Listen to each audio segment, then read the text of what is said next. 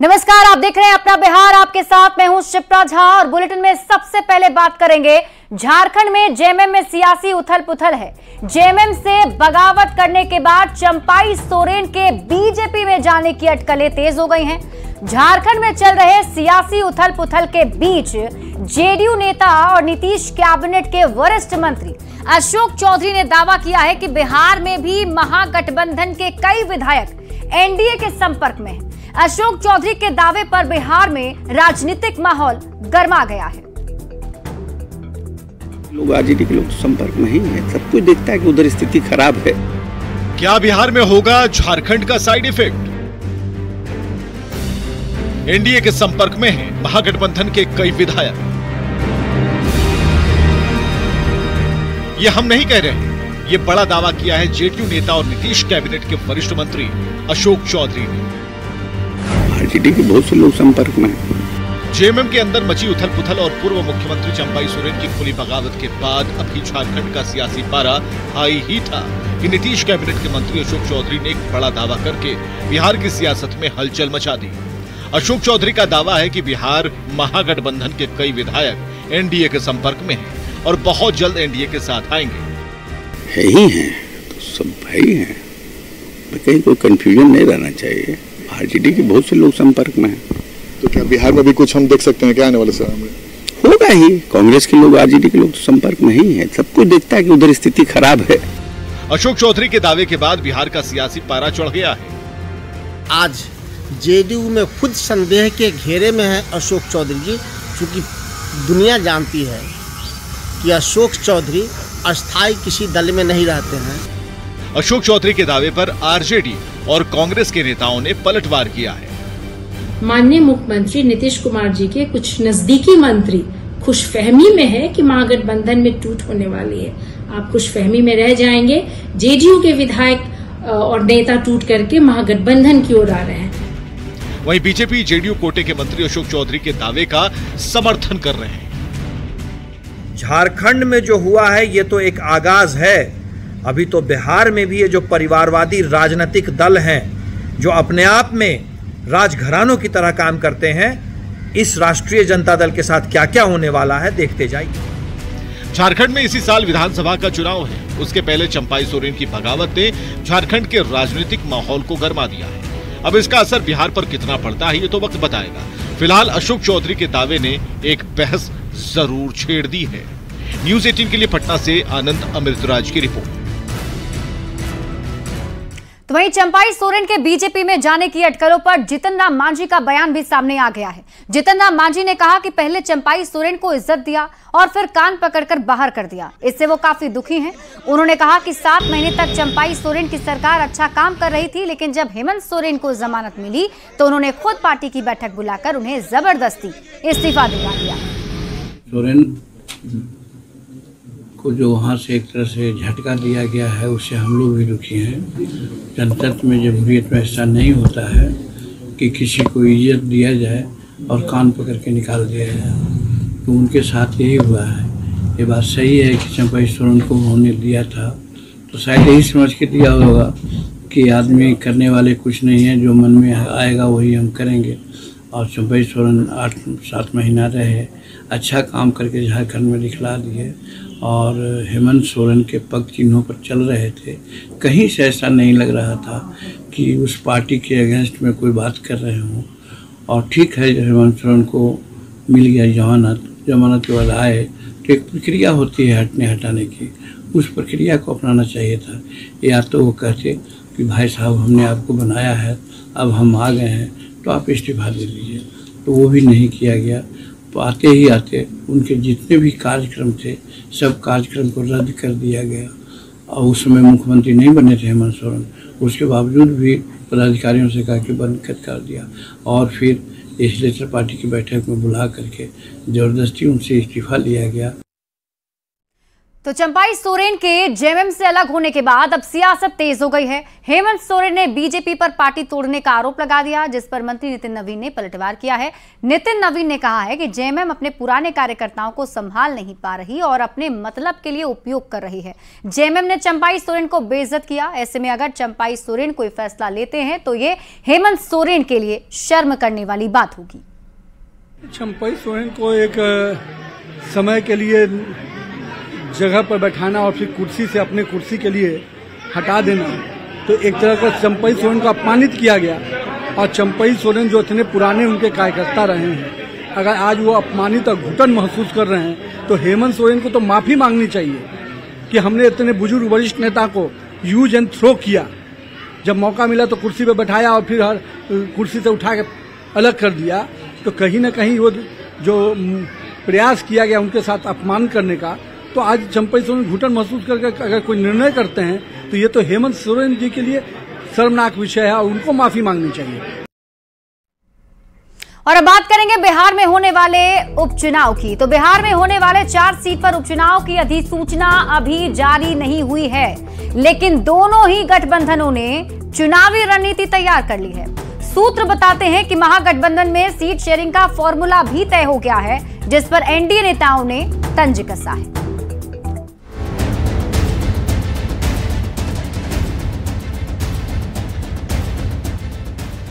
बिहार के 4 विधायकों ने लोकसभा चुनाव में अपनी किस्मत आजमाई और सांसद बन गए। इसके बाद राज्य की तरारी, रामगढ़, बेलागंज और इमामगंज विधानसभा सीटें खाली हो गईं। अब इन्हीं 4 सीटों पर उपचुनाव होना है।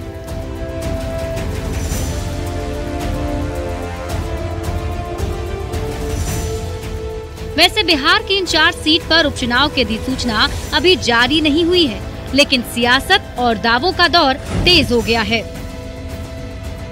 आरजेडी सूत्रों से मिल रही जानकारी के मुताबिक बिहार में 4 विधानसभा सीट पर होने वाले उपचुनाव में आरजेडी 3 जबकि भाकपा माले 1 सीट पर उपचुनाव लड़ने वाली है। हालांकि अभी आरजेडी की ओर से आधिकारिक ऐलान नहीं किया गया है। उपचुनाव हो या फिर होने वाले चुनाव हो, उसमें सभी सहयोगी दल मिलकर के एनडीए को पूरी तरह से परास्त करें। उपचुनाव को लेकर महागठबंधन में सीट बंटवारे का जो फॉर्मूला सामने आ रहा है, उस पर बीजेपी और जेडीयू के नेताओं ने तंज कसा है। एनडीए नेताओं का कहना है कि राष्ट्रीय जनता दल के प्रमुख लालू प्रसाद अपने सहयोगी पार्टियों के साथ हमेशा से ही दोयम दर्जे का बर्ताव करते हैं। राष्ट्रीय जनता दल महागठबंधन में जिस प्रकार से सहयोगी दलों के साथ बर्ताव करती है, वह जग जाहिर है। महागठबंधन में राजद सुप्रीमो लालू प्रसाद की चलती है और लोकसभा चुनाव की तरह इस उपचुनाव में भी अपने सहयोगियों को ठेंगा दिखा रहे हैं। उपचुनाव को लेकर एनडीए की ओर से महागठबंधन में खटपट के दावे को कांग्रेस ने बेबुनियाद बताया। कांग्रेस नेताओं का कहना है कि चुनाव की घोषणा होने के बाद सीट बंटवारे का फॉर्मूला तय हो जाएगा, इसमें कहीं कोई पेच नहीं है। 2020 में ही समीकरण के तहत ये सीटें बंट गई थी। महागठबंधन के शीर्ष नेतृत्व के लीडर बैठ के एकजुट होकर एक मत से डिसीजन लेंगे कि कौन कहां कैसे लड़ेगा, कहीं कोई विवाद नहीं है। ना तो अभी उपचुनाव की अधिसूचना जारी हुई है और न ही आधिकारिक रूप से किसी दल ने कोई ऐलान किया है, लेकिन अंदर ही अंदर सियासी गोटी सेट की जाने लगी है। एक तरफ जहां सूत्र बता रहे हैं कि महागठबंधन में सीटों का फॉर्मूला सेट हो गया, तो दूसरी ओर बीजेपी ने तरारी के पूर्व बाहुबली विधायक सुनील पांडे और उनके बेटे को पार्टी में शामिल कराकर उपचुनाव में अपनी रणनीति का संकेत दे दिया है। न्यूज़ 18 के लिए पटना से अमित कुमार के साथ ब्यूरो रिपोर्ट। तिरहुत स्नातक निर्वाचन क्षेत्र से एनडीए उम्मीदवार अभिषेक झा ने प्रशांत किशोर और तेजस्वी पर हमला बोला है। अभिषेक झा ने हाजीपुर शहर के दिग्घी में जेडीयू कार्यकर्ताओं के साथ जिला कार्यकारिणी की बैठक की और इस दौरान मीडिया द्वारा जनसुराज उम्मीदवार के चैलेंज को लेकर पूछे गए सवाल के जवाब में अभिषेक झा ने कहा कि कोई चैलेंज है ही नहीं। वहीं अपराध को लेकर तेजस्वी यादव के पोस्ट पर अभिषेक झा ने बड़ा बयान देते हुए कहा कि तेजस्वी यादव ट्वीट करने के लिए ही जाने जाते हैं। तेजस्वी यादव जी ट्वीट करने के लिए ही जाने जाते हैं। मुकेश सहनी जी के पिताजी की हत्या हो जाती है, अत्यंत दुखद घटना है। सलाखों के पीछे हैं लोग। तेजस्वी यादव जी जा पाए क्या? नहीं था। तो तेजस्वी जी ट्वीट करते रहे। सरकार का पूरा ध्यान अपराधियों को कैसे रोके, उन पर कैसे कार्रवाई करें, इस दिशा में है। क्या मैदान में है, क्या वो कितना आपके लिए चैलेंज है? कोई चैलेंज नहीं है। और जो पार्टी ही नहीं है, जिस संगठन के नेता की अपनी कोई विचारधारा नहीं है, जो कुछ समय पहले कहते थे कि बिहार में बहार है, नीतीश कुमार है, और आज नीतीश जी को कोस रहे हैं, उनकी अपनी क्या विचारधारा है उसका ठिकाना नहीं है, तो वो लोग कहां से हमारे लिए चलेंगे। मुजफ्फरपुर के पारू में हुए नाबालिग लड़की हत्याकांड के मुख्य आरोपी संजय राय को पुलिस ने गिरफ्तार कर लिया। अररिया में एक बस से उसकी गिरफ्तारी हुई, जिसके बाद पुलिस ने उसकी निशानदेही पर 3 अन्य आरोपी को गिरफ्तार किया है। गिरफ्तार आरोपी ने पुलिस के सामने हत्या की बात कबूल की है और आरोपी ने बताया कि लड़की के साथ उसकी बातचीत कई साल से हो रही थी, लेकिन इस बात की जानकारी लड़की के गाँव वालों को हो गई और वहां के कुछ लड़कों ने रंगे हाथ पकड़ने का प्लान बना लिया। 11 अगस्त की रात जब दोनों एक जगह मिले, तभी गाँव के लड़कों ने उन पर हमला बोल दिया। जानलेवा हमले में लड़की गंभीर रूप से घायल हो गई, जिसके बाद 5 लड़के वहां से फरार हो गए। आरोपी संजय ने जब देखा कि लड़की की हालत गंभीर है और उसका भेद खुल जाएगा, तो उसने लड़की की हत्या कर दी और शव को पानी में फेंक दिया। बता दें कि 12 अगस्त की सुबह नाबालिग लड़की का शव पास के चौर में मिला था। घटना को लेकर आरोप लगाया गया था कि लड़की के साथ रेप कर फिर उसकी हत्या की गई है। हालांकि पोस्टमार्टम रिपोर्ट में रेप की पुष्टि नहीं हुई थी। वहीं रविवार को मामले को लेकर बहुजन आर्मी ने जातीय उन्माद फैलाने की कोशिश भी की थी। आज सुबह इसमें 4 लोगों की गिरफ्तारी और की गई है, जिसमें से एक जो नामजद अभियुक्त था, जिनका नाम संजय राय है, जो इस घटना के मुख्य अभियुक्त थे, उनकी गिरफ्तारी की गई है। अररिया जिला है वहाँ के पास से, कि जो मृतका हैं और जो इसके मुख्य अभियुक्त हैं संजय राय, दोनों के बीच में लगभग पिछले 3 वर्षों से काफ़ी बातचीत होती थी, जिसके टेलीफोनिकली एविडेंस भी हम लोगों के पास में है और दोनों की जो CDR के डिटेल्स हैं वो इस चीज़ की पुष्टि भी करते हैं। घटना 11 मई की रात की है, 11 अगस्त की रात की है। तो 11 अगस्त को रात्रि में लगभग 10:30 बजे से 11 बजे के बीच में दोनों की टेलीफोन पे बात हुई, जिसकी पुष्टि CDR में भी है। उस फ़ोन पे वार्ता के उपरांत जो मृतका है वो वहाँ पे गई, जो एक नियत जगह रहती थी, वो चौर का इलाका है उसी गांव का, जहाँ पे ये मुख्य अभियुक्त संजय राय, उन्होंने मृतका को बुलाया था। और गांव के जो 5 नवयुवक हैं, जिनको लगभग पिछले 2-3 महीने से इस पूरे घटनाक्रम की जानकारी थी, और इन लोगों का उद्देश्य ये था कि अब इन लोगों को रंगे हाथ पकड़ना है। वहाँ पे हॉट टॉक हुआ, जिसमें हल्की सी मारपीट इसके साथ भी हुई, जो मुख्य अभियुक्त संजय के साथ भी हुई, और जो मृतका है उसके साथ भी हुई। तो इसमें से इन लोगों के पास एक रॉड थी, वो रॉड से वार किया गया। वो रॉड जो चलाई, वो रॉड पंकज ने चलाई। वो रॉड मृतका के सिर में लगी। एक खुरपी भी वहाँ पे थी। फिर जब इनको लगा कि वो रॉड से वो बेहोश होकर नीचे गिर गई, तब इनको लगा कि शायद कहीं ऐसा ना हो कि मृत्यु हो जाए, तब फिर खुरपी से भी उसके ऊपर वार किया गया। और इस दौरान फिर इनको लगा कि शायद वो अनकॉन्शियस हो गई हैं, तो ये लोग वहाँ से भाग खड़े हुए। जिसका मुख्य अभियुक्त था संजय वहाँ पे मौजूद था। संजय को लगा कि अब मेरा भी इसमें भेद खुल जाएगा, तो संजय ने वहाँ पे जो ढैंचा होता है, ढैंचे की पत्तियों से जो रस्सी बनती है, उससे उसके हाथ पैर को बांधा, उसका गला दबाया और मृतका को घसीटते हुए, जो घटना स्थल है लगभग वहाँ से 20 से 30 मीटर दूर चौर में, जहाँ हल्का सा पानी था, गहराई का इलाका था और झाड़ियाँ थी, वहाँ घसीटते हुए ले गया। इसने वहाँ उनको दबा दिया ताकि उनकी डेड बॉडी ऊपर ना आने पाए।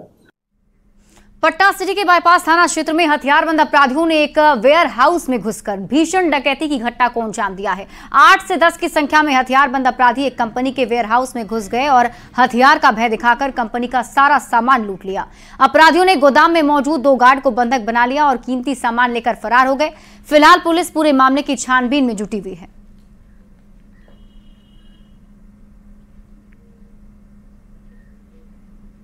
महुआ प्लस 2 गार्ड थाना है और बताया कि रात में करीब 12:30-1 के करीब में 8-10 अपराध कर्मी कंपनी का दीवार तरफ कर कंपनी में घुस गए और इन दोनों को बंधक बनाकर कंपनी से तांबे का तार, बैटरी और अन्य सामान लेकर भाग गए। इस संबंध में डॉग स्क्वाड की टीम, FSL की टीम को बुलाया गया है।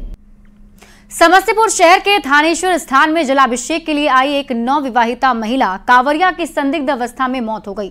नगर थाने की पुलिस मामले की जांच में जुट गई है। डॉक्टर और पुलिस को आशंका है कि महिला की जहर से मौत हुई। बताते चले कि महिला के शरीर पर कांवरिया वाला कपड़ा था और उसके हाथ पर मेहंदी भी लगी हुई थी। महिला को सदर अस्पताल पहुंचाने वाले भी कांवरिया वाले ही थे। इलाज शुरू होने से पहले सभी मौके से निकल गए। प्रथम दृष्टया जहर खाने से मृत्यु होना प्रतीत हो रहा है और आगे का जो भी रिजल्ट है पोस्टमार्टम आने के बाद पता चलेगा। तो वो दोनों 5-7 मिनट के अंदर यहाँ से निकल गए। तो मालूम नहीं चला कि कौन लेके आया है, लेकिन कांवरिया थे, उनका नाम एड्रेस नहीं ले पाए। हम लोग कल बहुत बिजी थे और महिला का इलाज 2 बजे के बाद से लेके कंटिन्यूअस डॉक्टर साहब उसमें लगे रहे। बार बार रेफ़र हुआ, चूँकि अटेंडेंट नहीं था तो इस वजह से यहाँ से रेफ़र नहीं जा पाया और अननोन है अभी भी। सहरसा में कोसिका पीएमसीएच कहलाने वाले मॉडल अस्पताल में डॉक्टर की जगह तांत्रिक इलाज कर रहे हैं। अस्पताल परिसर से सोशल मीडिया पर एक वीडियो वायरल हो रहा है जिसमें एक तांत्रिक महिला मरीज का इलाज कर रहा है। वीडियो में तांत्रिक की गंदी हरकत भी दिख रही है। इलाज के नाम पर उसकी हरकत शर्मसार करती है। वहीं सिविल सर्जन ने इस पूरे मामले पर संज्ञान लिया और इसकी जांच करवाने की बात कही है।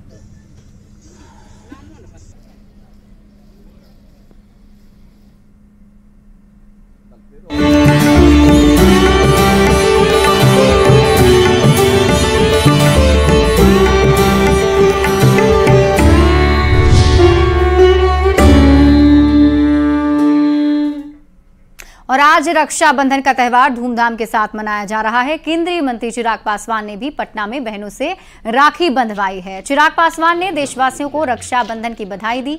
चिराग पासवान ने कहा कि देश में आज जिस तरह की घटनाएं हो रही हैं वो दुखी करने वाली हैं। ऐसे में हम भाइयों को संकल्प लेना होगा कि हम बहनों की रक्षा करेंगे।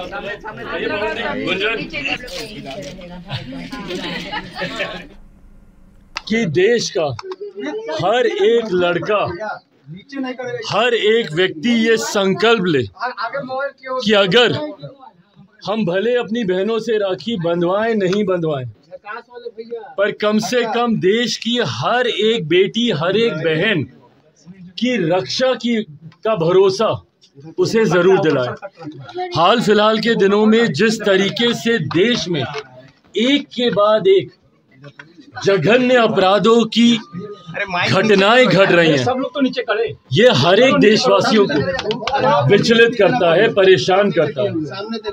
आज जहां देश में हम सब रक्षाबंधन का ये त्योहार मना रहे हैं, वहीं मुजफ्फरपुर जैसी घटना हो, जहानाबाद जैसी घटना हो, बंगाल जैसी घटना हो, ये हर किसी को दुखी करती है, हर किसी को पीड़ा देती है। ऐसे में रक्षाबंधन के इस त्योहार पर आज हम सब ये संकल्प लें कि अपनी बहनों की और अपनी बहनों को जो सम्मान हम देते हैं, अपनी बहनों के लिए जो प्यार हम रखते हैं, वही प्यार, वही सम्मान का भाव देश की हर एक बहन बेटी के लिए हर एक युवक, हर एक लड़का रखे।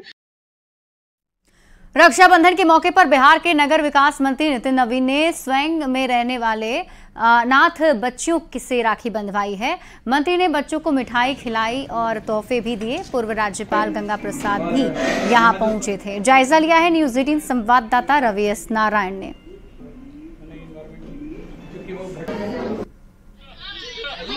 रक्षाबंधन का दिन है और इस मौके पर आज जहां मुख्यमंत्री नीतीश कुमार ने पेड़ को राखी बांधकर एक संदेश देने की कोशिश की है, वहीं नगर विकास मंत्री नितिन नवीन ने उन बच्चों के साथ यहां पे राखी बंधवाया है जिनका आज कोई नहीं है।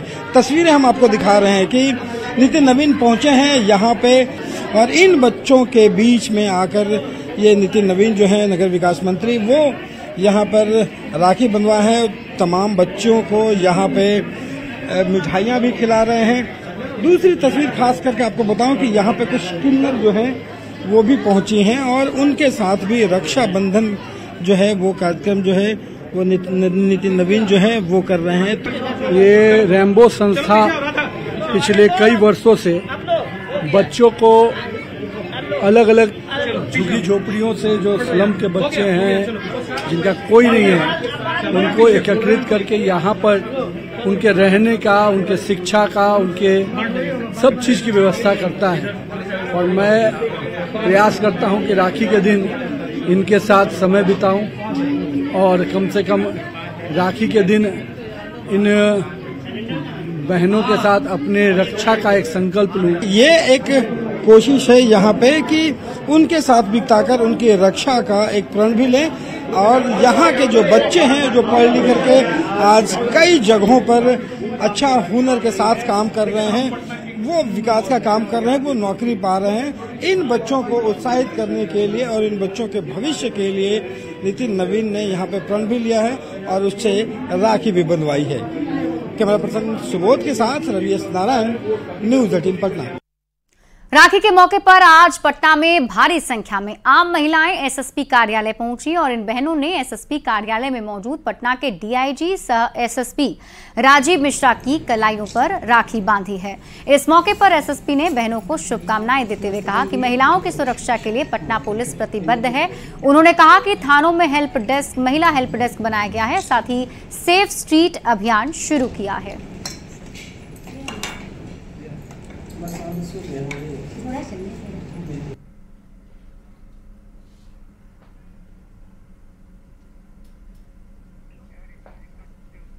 और फिलहाल इस बुलेटिन में अभी के लिए बस इतना ही। आप देखते रहिए न्यूज़ 18 बिहार झारखंड।